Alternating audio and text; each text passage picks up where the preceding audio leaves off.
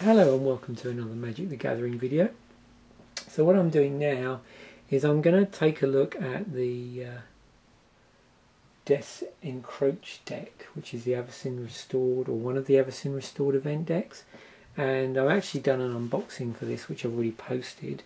So what I'm going to do now is do a bit more of a analysis of this, just so you can get a better look at the deck laid out like this on the bench. And so it'll give you a better idea of how the cards interact, which you can't really see when you're going through the cards one at a time. So it's a mono black zombies deck. There's 24 swamps in the deck. In addition to the mana base, you have some support cards in the form of Despise, Altar's Reap, Go for the Throat, Doomblade and Dismember, so some pretty classic stuff in there. And then we've got a number of creatures, and I've laid this out along the mana curve, and we've also got a living weapon in here.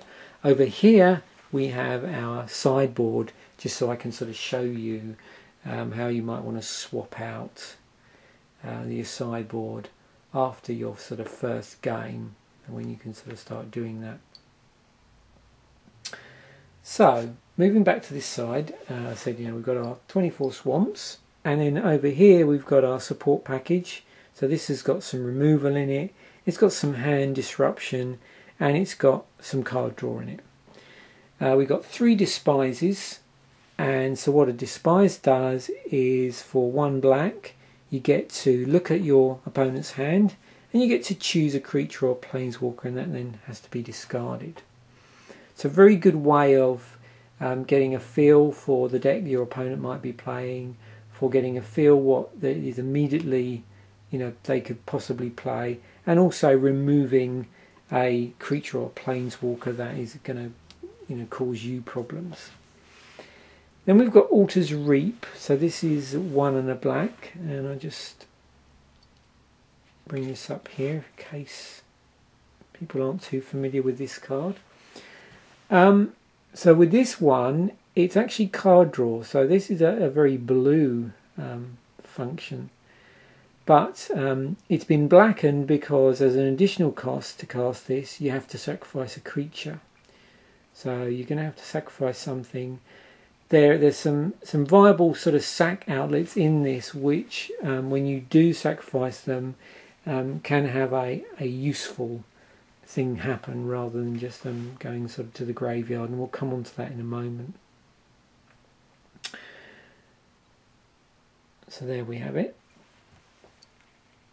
Then we've got 3 Go for the Throats and 2 Doomblades. So let's just sort of look at the difference between these two, because they both destroy target creatures. The Go for the Throat destroys target non-artifact creatures, and the Doomblade will destroy a target non-black creature. They've both got the same cost on them, 1 and a black.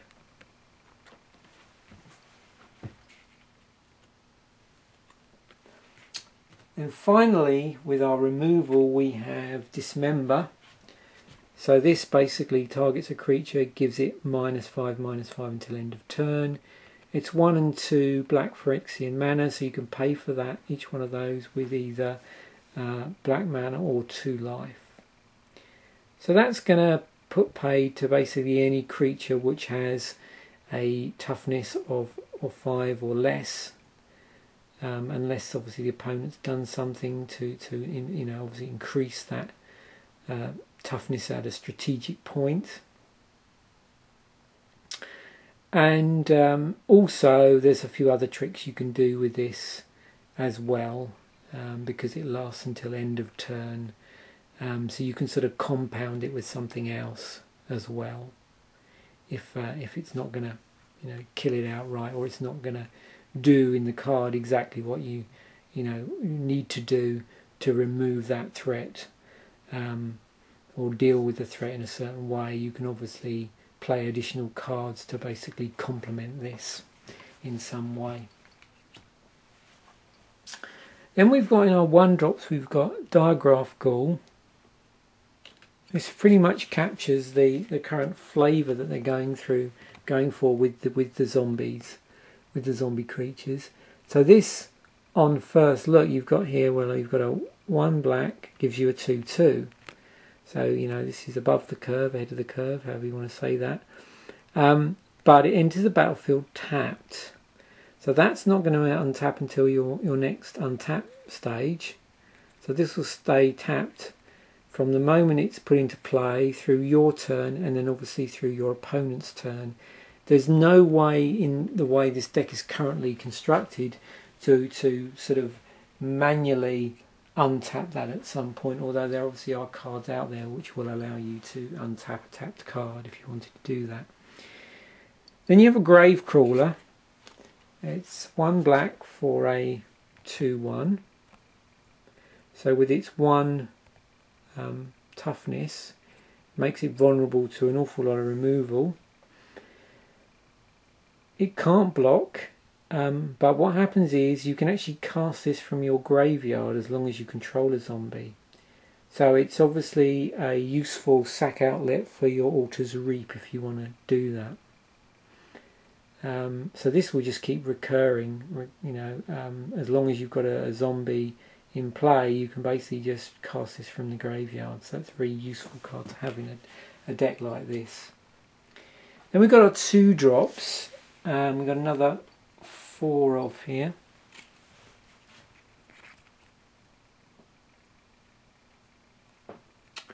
So this is highbornghoul, another 2/1. This is for 2 black, but it does have Intimidate on it. So if you swing with this, it's not going to be blocked unless your opponent has an artifact creature they can block with, or they have a creature that shares the same colour, in this case black.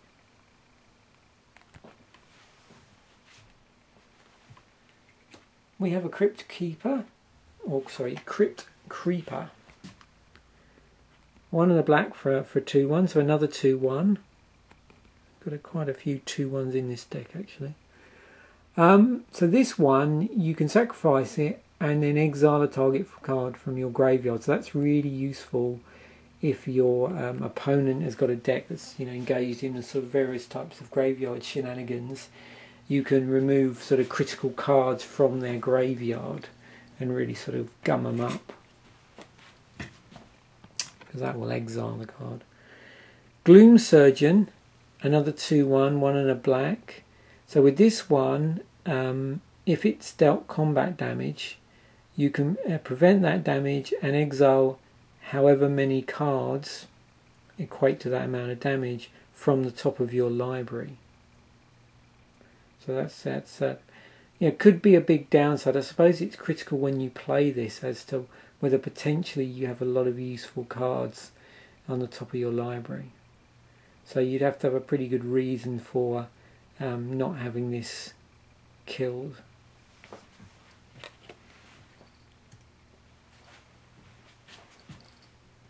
You've got 3 Ghoul Raisers, so now we go on to our 3 drops.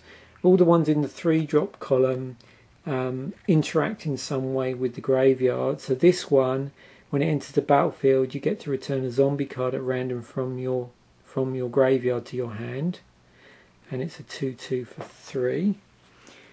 Then you've got Geralt's Messenger. This one enters the battlefield tapped. It's a 3/2. It's going to be a bit slower, but when it enters the battlefield, your target opponent gets 2 life. And this also has Undying on it, so that's that mechanism whereby first time it dies, it comes back with a +1/+1 counter, and the Undying doesn't trigger if there's a +1/+1 counter on it. There's no way in this deck currently to basically remove those +1/+1 counters without sort of destroying this creature.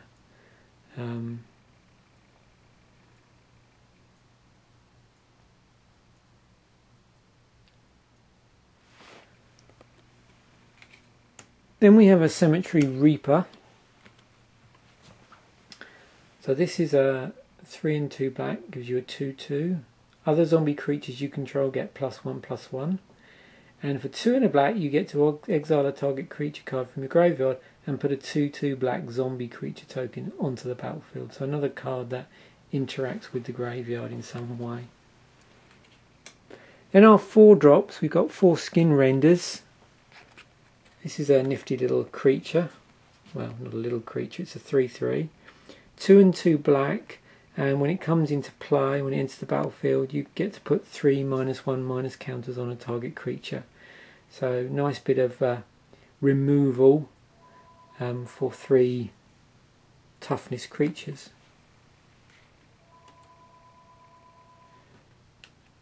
Then we have the 4 colorless Lash Withe.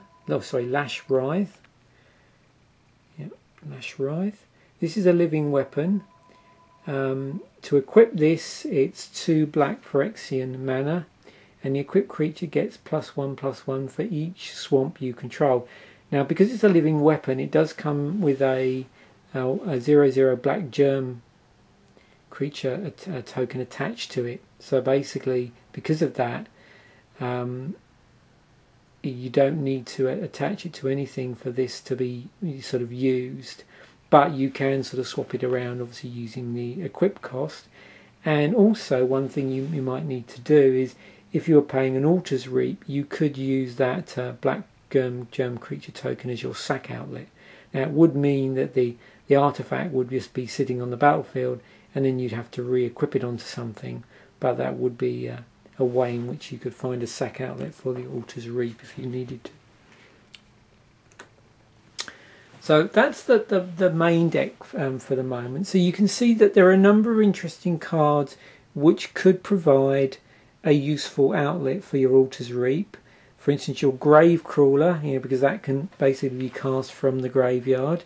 You've also got a creature which has Undying on it in the form of Giraffe's Messenger, so you could deliberately sack that and then get it to come back with its +1/+1 token on it.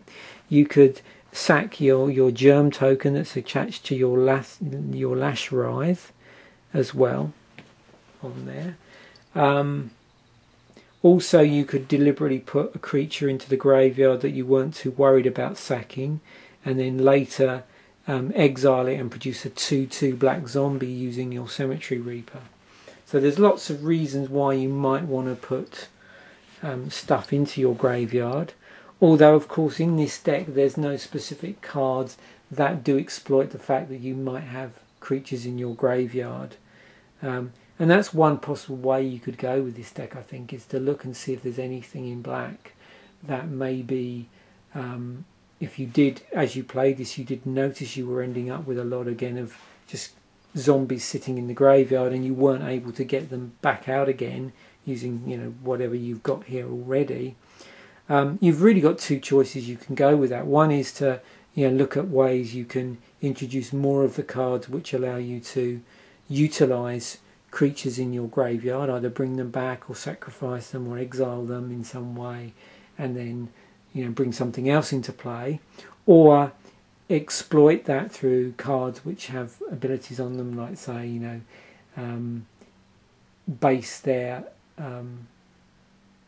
base what they do on how many creatures or how many cards you have in your graveyard. So that's one possible way you can go with that. This is an interesting sort of part of the mana curve here with the 3 drops, in that would you want to play around with some of these cards?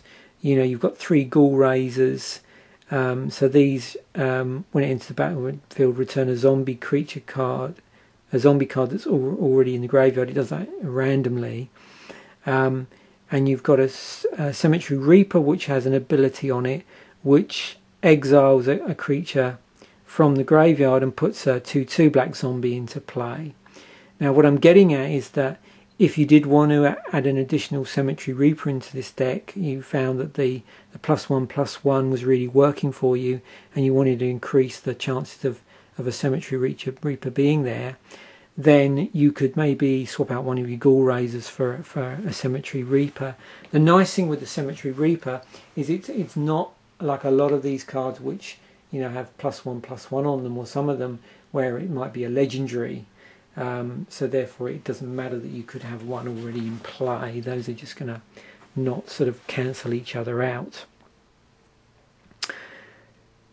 The other thing which you might want to do with this deck is bring in blue, make it sort of blue-black.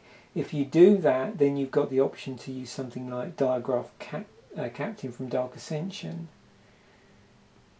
And if you do that, it's going to make other zombies more lethal. Also adding in blue does give you the option to go down the route of getting rid of your Altar's Reap and subbing in some blue card draw as well. So that might be an option you want to go on there. What else have you got? Well, there's things like there's cards in Avacyn Restored. There's a card like Cavern of Souls, which makes it the possibility of casting all your zombies, no matter what colour they may be. In this case, they're black at the moment, but again, if you start playing around with the construction of the deck, that might be something that you might want to do. Call to the Grave. And that's interesting because that's a black enchantment which forces each player to sacrifice a non-zombie creature.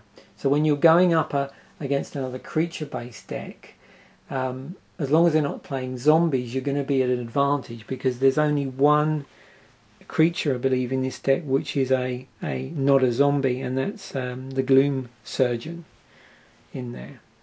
Whereas if your opponent's not playing zombies, they're going to have to basically sacrifice something to this black enchantment at the beginning of their turn, unless they deal with that enchantment.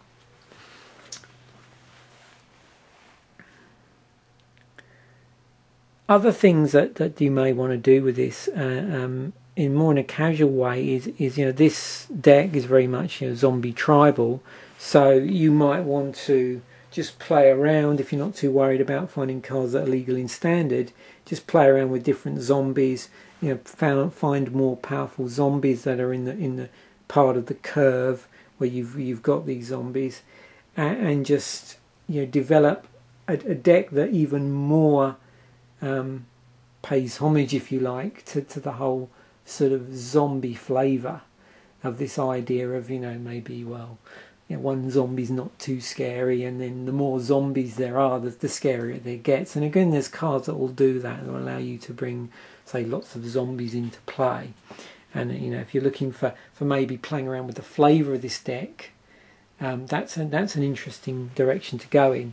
So we'll quickly look at the sideboard here, because this is interestingly, it really almost comprises of two types of card, if you like. There's cards in the sideboard which are going to reinforce cards which are already in the main deck based on you going up against a particular opponent. For instance, we have an extra despise here. So if you're going up someone that's playing maybe a lot of planeswalkers in their deck, or they have a particularly nasty creature that's a big threat, that's really useful in the deck. Also, you've got some more Crypt Reapers here.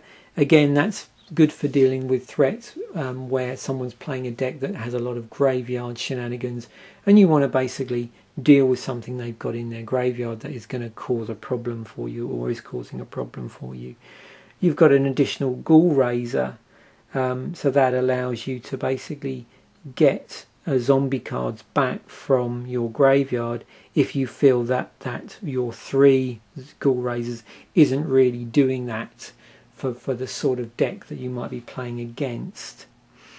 So in addition to those cards that will pump up what you've got here, there are a number of other cards which will bias the deck towards a certain way of playing and a certain type of threat you need to deal with. For instance, the Distress will obviously complement the sort of Despise type action where target player reveals his or her hand and you get to choose a non-land card from it. So that's basically pretty much it's any card apart from land. So that's very good against dealing with decks that aren't particularly playing an awful lot of creatures if you need to take something out. Like, there's a mass removal card that could cause you problems. Other things, we've got some death marks in here, so these sort of fit very much in with the removal, with the creature removal. And these will target green or white creatures, so that's really going to be good against, you know, green creature decks, white weenie decks, stuff like that.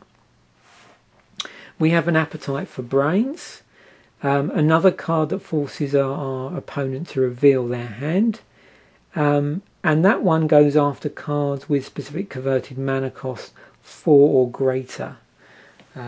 So again, you know, it's going to be hunting out those high mana cards which could cause you a lot of grief later in the game. And it's pretty low cost. Well, it's very low cost, one black. We've got an enchantment in the sideboard, Triumph of Cruelty, over here. So with this, at the beginning of your upkeep, target opponent discards a card if you control the creature with the greatest power or tied for the greatest power. So, you know, good against weenie decks, basically good against any situation where an opponent is playing creatures with the same or lower power than yourselves.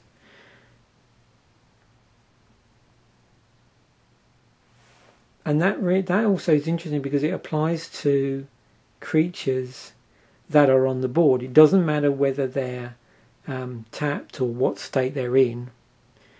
So that's one interesting thing to know. It's just creatures that are currently in play.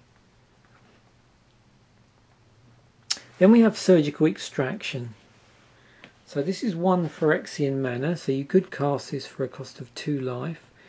Allows you to choose a target card in a graveyard other than a basic land card, and you can search out search its owner's graveyard, the hand, and the library for any number of cards with the same name as that card and exile them.